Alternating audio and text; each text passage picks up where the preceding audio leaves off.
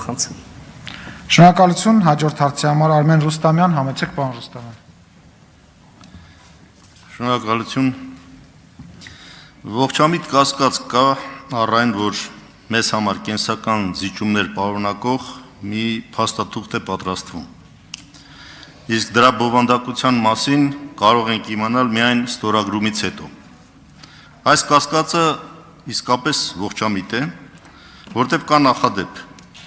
Նոյեմբերի 9-ին ստորագրվեց իր բնույթով կապիտուլյացիոն հայտնի փաստաթուղթը, որից տեղյակ չէր ոչ միայն հանրությունը,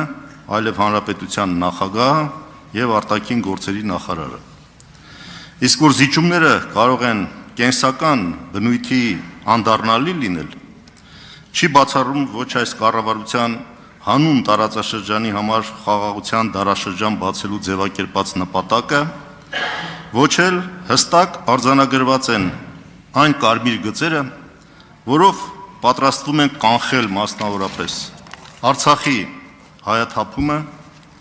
Հայաստանի ինքնիշխանության եւ տարածքային ամբողջականության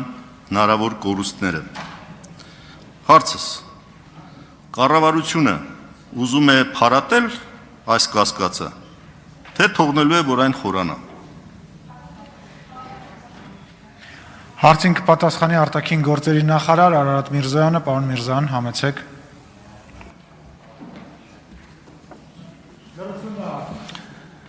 Արգելի պարոն Ռուստամյան, քիչ առաջ գործընկերներից մեկի հարցինի պատասխան ես արդեն հնարավորություն ունեցա հանգամանորեն անդրադառնալ ձեր հարցում հնչած հարցի հարցադրումներին եւ առնչվող հարցադրումներին։ Ես խնդրում եմ հաշվի առնել այն ամբողջը, ինչ որ ասեցի, ուզում եմ նաեւ որոշակի հավելումներ անել։ Նախ Հայաստանի Հանրապետության կառավարությունը իր բոլոր բանակցություններում, բոլոր հանդիպումներում առաջնորդվում է Հայաստանի Հանրապետության եւ Արցախի շահերի պաշտպանության, հանձնառությամբ եւ մոտիվացիայով եւ տարածաշրջանում երկարատև եւ կայուն խաղաղություն կառուցելու մոտիվացիայով երկրորդ մեր բոլոր բանակցություններում, բոլոր հարցերի շուրջ հնչեցվող ցուցաբերվող մոտեցումները 100%-ով համահունչ են այն մոտեցումներին, որոնք մենք բարձրաձայնում ենք եւ հայտնում ենք հրապարակավ, այս իմաստով որևէ անակնկալ կամ որևէ գաղտնիք չի կարող լինել։ Երրորդ, նոյեմբերի 9-ին հղում արեցիք, այստեղ ես ուզում եմ ասել, որ ձեր կողմից նշված եւ նաեւ չնշված բազմաթիվ գերատեսչություններ մանրամասնորեն տեղեկացված են եղել փաստաթղթին եւ դրա ձևավորման ընթացքին, այստեղ ես նաև ինձ իրավունք կվերապահեի ռետորական հարց հնչեցնել այն մասին, թե արդյոք դուք կստորագրեիք նոյեմբերի 9-ին այդ կոնկրետ պայմաններում այդ փաստաթուղթը, թե ոչ, հետաքրքիր կլիներ ծանոթանալ դիրքորոշմանը եւ վերջապես կարծեմ, թե 5-րդ պիտի կրկնեմ, առաջիկա նոյեմբերի 9-ի շուրջ այն բովանդակությամբ, այն փաստաթղթերը, որոնք շրջանառվել են մամուլում, այդպիսի քննարկում չկա, առաջարկներ չկան, փաստաթղթի ստորագրում չի նախատեսվում, կան բազմաթիվ այլ հանդիպումների առաջարկներ, որոնց արդյունքով արդյունավետ հաջող ընթացքի դեպքում կարող են լինել համատեղ հայտարարություններ կամ այլ փաստաթղթեր, որոնք պիտի հղում անեմ այստեղ նշածս կետ առաջինին,